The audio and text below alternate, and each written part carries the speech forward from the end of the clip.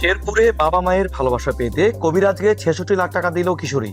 বাবা মায়ের ভালোবাসা হারানোর কাল্পনিক দুশ্চিন্তা থেকে এক ভয়ঙ্কর প্রতারক চক্রের জালে পা দিয়ে 66 লাখ টাকা সমমূল্যের সম্পদ হারিয়েছে 13 বছরের এক কিশোরী।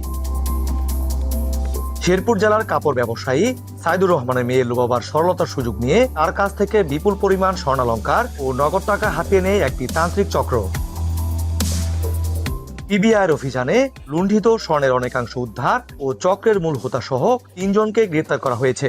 ঘটনার সূত্রপাত সামাজিক যোগাযোগ মাধ্যম টিকটকের মাধ্যমে, যেখানে জনৈক খুরশেদ কবিরাজ নামে এক ব্যক্তির সাথে পরিচয় হয় লুবাবার। পরবর্তীতে ইমো অ্যাকাউন্টের মাধ্যমে তাদের নিয়মিত যোগাযোগ চলতে থাকে।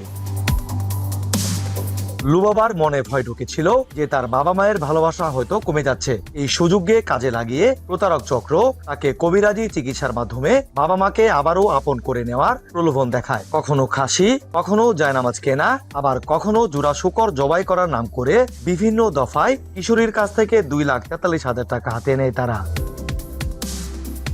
প্রতারণার মাত্রা আরো ছাড়িয়ে যায় গত 10 মার্চ। ঝাড়ফুঁকের কথা বলে কৌশলে ওই কিশোরীর কাছ থেকে 27.5 ভরি স্বর্ণালংকার এবং নগদ 1 লক্ষ টাকা হাতিয়ে নেয় চক্রটি। ওই কিশোরী পুনরায় টাকা পাঠাতে একটি বিকাশে দোকানে গেলে বিষয়টি জানাজানি হয়। বিষয়টি পুলিশকে জানানো হলে মামলা তদন্তভার পায় পিবিআই জামালপুর জেলা ইউনিট।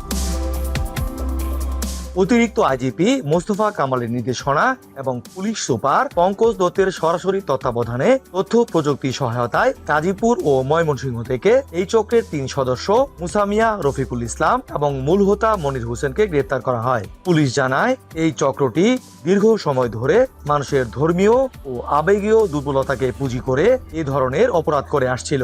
গ্রেপ্তারের পর মূল হোতা মনিরের দেওয়া তথ্যের ভিত্তিতে তার বাড়ির পাশের বাগানে মাটি খুঁড়ে লুকিয়ে রাখা 25 ভরি 9 আনার বেশি স্বর্ণালংকার উদ্ধার করা হয়, যার বর্তমান বাজার মূল্য প্রায় 64 লক্ষ টাকা। কবিরাজির আড়ালে এমন ভয়ঙ্কর প্রতারণার ঘটনায় এলাকায় চাঞ্চল্য সৃষ্টি হয়েছে। জাহিদুল খান সৌরভ, এখন শেরপুর।